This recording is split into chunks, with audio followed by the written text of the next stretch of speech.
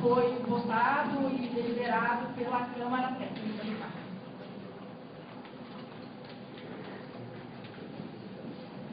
Rosmarina.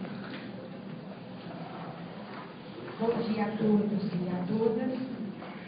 Como é de conhecimento dos senhores, na reunião passada do CADES, eu solicitei vista ao processo em que deve ter acompanhado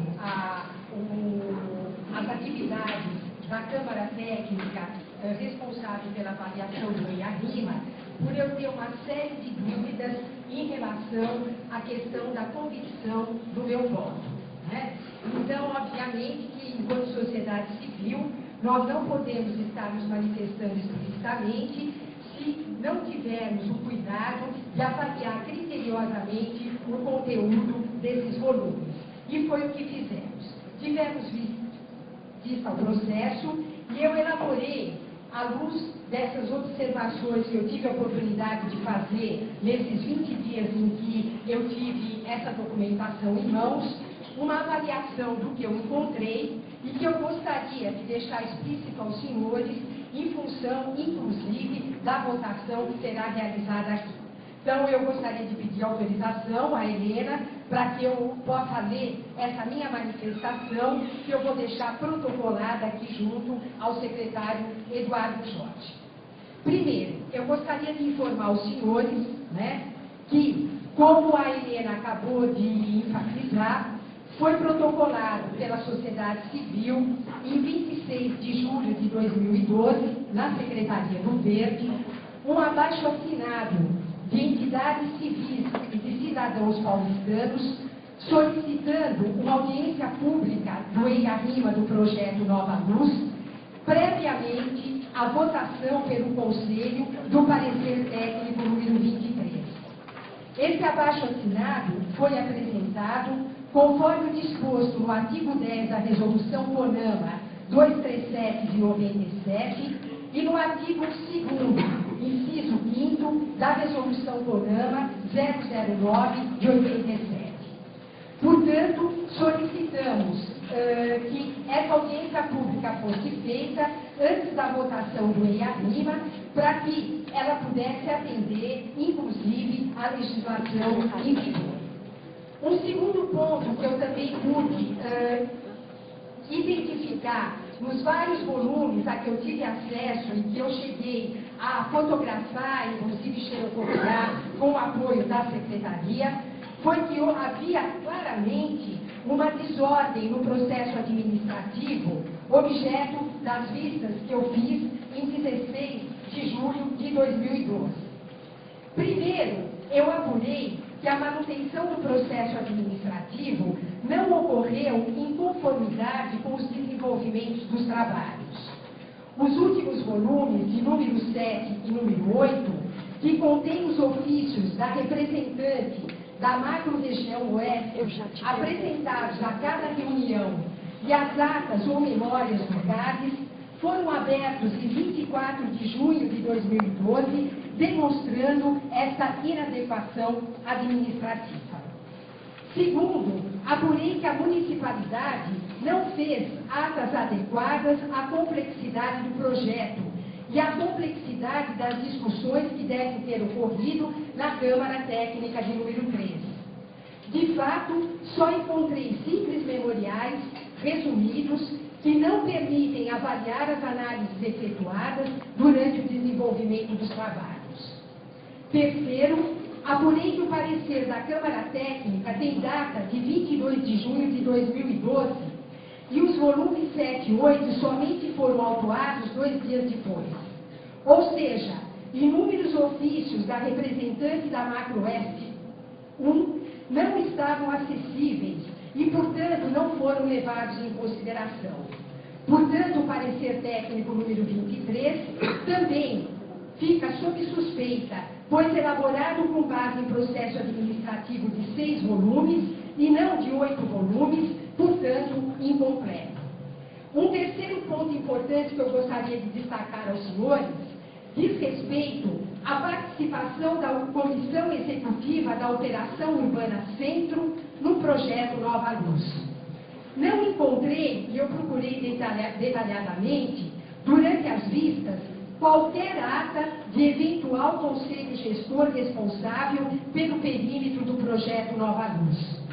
Não houve qualquer participação da Comissão Executiva da Operação Urbana Centro no projeto Nova Luz. Entretanto, tal participação foi considerada existente no EIA-RIMA, confeccionado pelos responsáveis, nos trabalhos da Câmara Técnica 3 do CABES e nas reuniões do Conselho do CABES supracitadas. A representante da macro-região na Câmara Técnica 3, a advogada Rafaela Garcia, solicitou as atas que comprovassem a participação no projeto Nova Luz. A conselheira Maria Laura Zei, minha suplente no CABES, solicitou o mesmo em 28 de junho. Não encontrei qualquer ata da Comissão Executiva da Operação Urbana Centro no processo administrativo durante as vistas ao processo. Há discrepâncias no tratamento da participação da sociedade civil, que não houve a nível da análise do perímetro completo do projeto. Só houve a atuação parcial do Conselho Gestor de ZEIS na área das leis, a qual obedece uma legislação específica. A exclusão da Comissão Executiva da Operação Urbana Centro no papel equivocado de Conselho Gestor do perímetro completo do projeto Nova Luz requer que esta ausência seja objeto de análise na Câmara Técnica 3 e que seja integrado parecer técnico número 23, previamente aprovado, a aprovação pelo Conselho do CABES. Um quarto ponto que também me ocorreu, e eu havia perguntado numa outra oportunidade, numa reunião que houve aqui, a questão dos ressarcimentos devidos à Prefeitura pelo concessionário urbanístico. Quando eu perguntei isso numa reunião do CABES, nos foi informado que o custo do projeto, da ordem que o custo do projeto seria devidamente ressarcido à Prefeitura pelo concessionário urbanístico e essa informação não consta do processo administrativo. Eu, pelo menos, não a encontrei e olhei detalhadamente os 8 volumes do processo. Apurei os seguintes adiantamentos realizados pela Prefeitura. 1. Custo do contrato com o consórcio Nova Luz, iniciado em 2010, que já ultrapassa 15 milhões e cujo custo final ainda não foi publicado. Segundo, custo da implantação de valetas técnicas para fibras ópticas em 2011, denominado a rubrica Obras de Requalificação Urbana na Região da Luz, com empréstimo do BID, Banco Interamericano de Desenvolvimento, que atingem a ordem de grandeza de R$ 17.167.151. Projetos executivos e complementares para a requalificação urbana na região da Luz, com empréstimos do BID, no valor de R$ 106.256.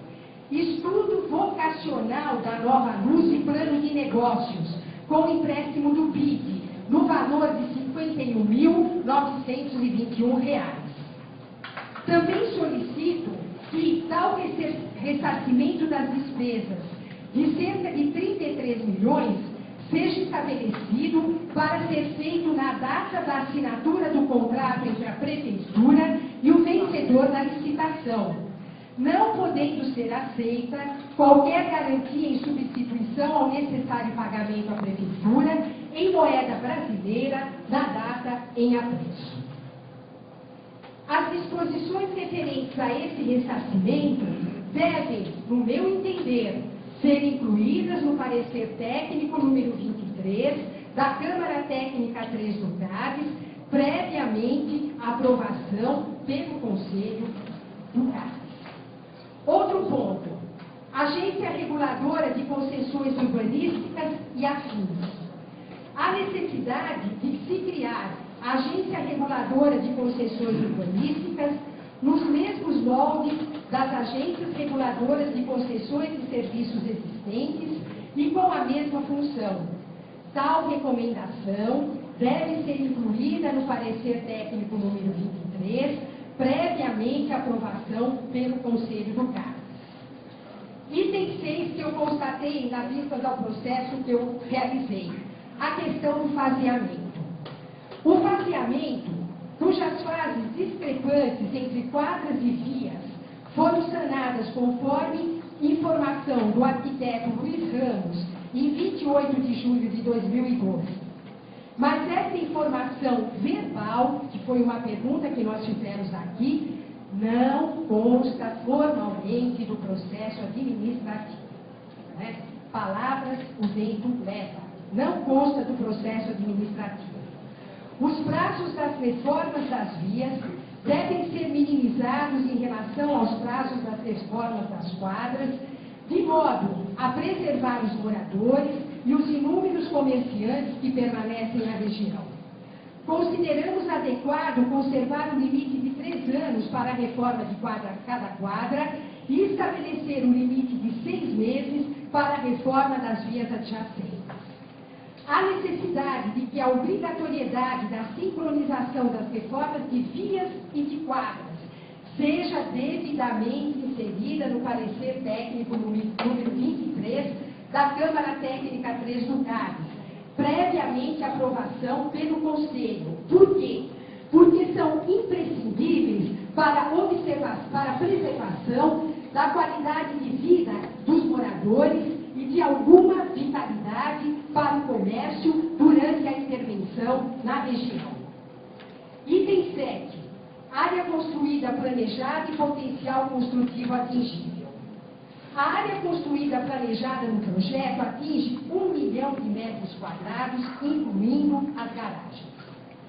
Esta foi a área considerada para todas as análises desenvolvidas pela Câmara Técnica 3 e deve ser formalmente destacada na licença ambiental prévia como a área construída máxima do projeto Nova Luz.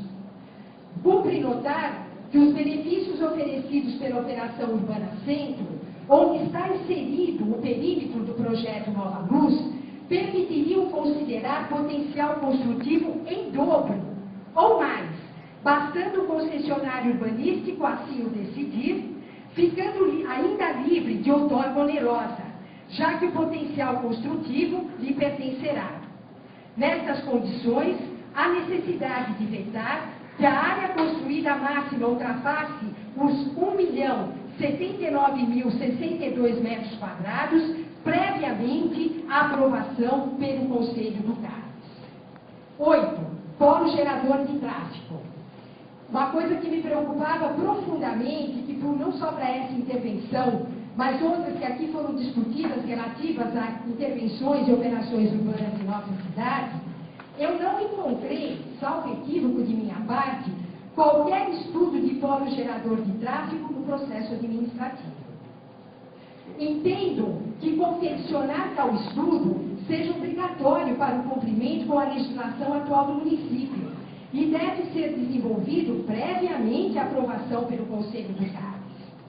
Caso não houver a formalização da limitação do potencial construtivo aos 1.079.062 metros quadrados solicitado no item anterior, há necessidade de 2 estudos de polos geradores de tráfego, sendo um para a área construída atual e outro para a eventual possibilidade de aumento do potencial construtivo para cerca de 2 milhões de metros quadrados e o estabelecimento das devidas contrapartidas a serem executadas, no meu entender, pelo concessionário urbanístico.